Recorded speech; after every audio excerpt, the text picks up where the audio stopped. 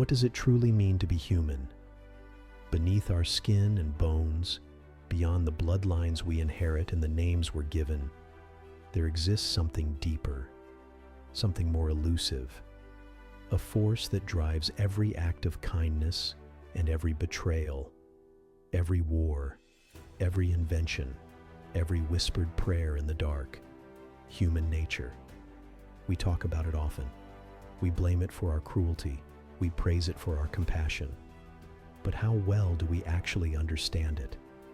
Today, we unravel the mysteries of this complex force, not to tame it, not to judge it, but to see it clearly, perhaps for the very first time.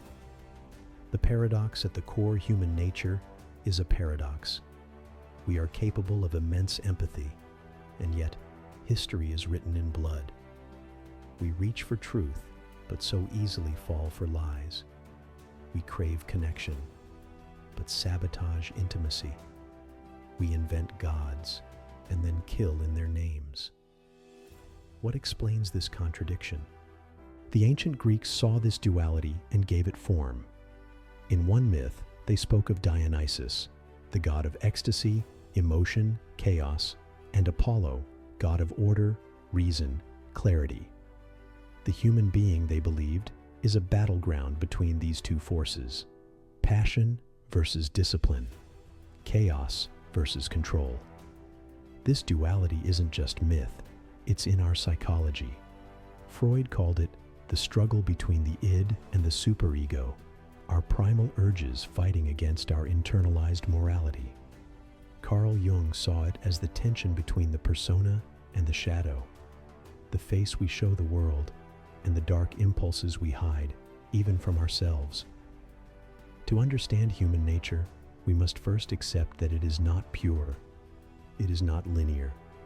It is a dance of opposites, each step shaping our lives in unpredictable ways. Are we born good or evil? This question has haunted philosophers for centuries. Jean-Jacques Rousseau believed we are born good, innocent and free, and it is society that corrupts us. That civilization teaches us to lie, to compete, to betray. Thomas Hobbes, on the other hand, had a bleaker view. To him, humans are naturally selfish, driven by fear and desire. Without rules, we would descend into chaos. The war of all against all. Which one is right? Modern science suggests both. Infants show signs of empathy, fairness, even altruism, but they also show signs of envy, tribalism, and aggression. It seems our nature is not one or the other. It is potential, a seed. Whether it grows into a tree that offers shelter or one that poisons the ground, it depends on countless factors: upbringing, environment, trauma, love, chance. We are born with both the light and the shadow within us, and life becomes the story of which one we feed. Why do we hurt each other? If we crave connection, why do we harm? Psychologists offer one answer: projection. What we cannot accept in ourselves, we see and attack in others.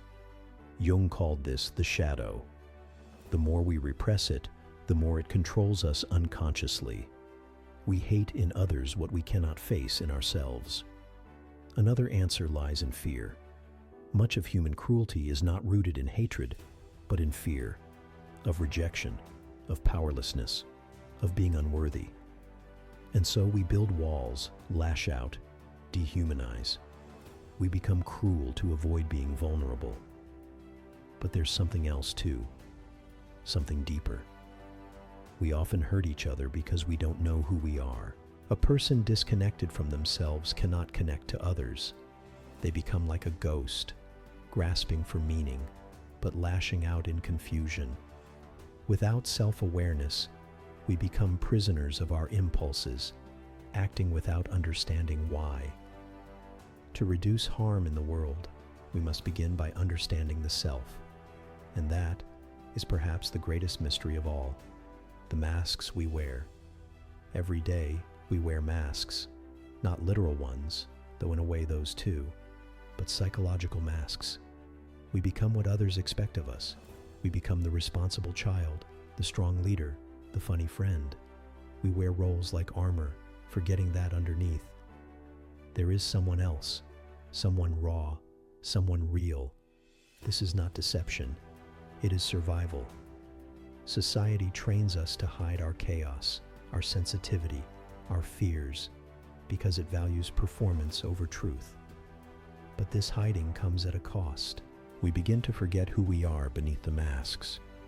We lose touch with the instinct, the wildness, the deep voice within that speaks when the world is silent.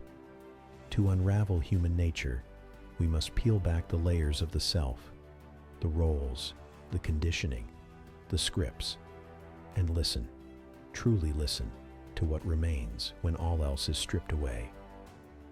The strange beauty of being human. Despite our flaws, despite the confusion, the violence, the contradictions, there is something undeniably beautiful about human nature. Our ability to create meaning where there is none. To fall in love, knowing it could break us. To forgive, to imagine, to hope. To look at the stars and wonder why we are here. We are the only creatures who tell stories to explain their pain, who build cathedrals out of grief, music out of longing, philosophy out of suffering. We are fragile, and yet we endure. Nietzsche once wrote, "Man is a rope stretched between the animal and the overman, a rope over an abyss." Perhaps that's what makes us human. We are not finished. We are becoming. Conclusion. The mystery remains. So what is human nature? It is the capacity to destroy and the will to heal. It is the instinct to protect and the impulse to betray. It is a labyrinth of emotion, reason, biology, and spirit, woven together in ways we can hardly comprehend. A contradiction that breathes, suffers, and dreams. We carry both the beast and the poet within us. The same hand that builds shelters also fashions weapons. The same voice that sings lullabies can scream in rage. This is not weakness. It is complexity. It is humanity. We may never fully understand it, but maybe that's the point. Perhaps we were never meant to solve the riddle of our nature like a puzzle with fixed edges. Perhaps we are the riddle, ever-changing, reshaping, revealing new layers the deeper we look. Mystery is not the enemy of truth. It is its guardian. It humbles us. It keeps us searching, learning, growing. The moment we believe we've unraveled all there is to know about ourselves is the moment we become blind to who we might still become. To be human is not to be perfect.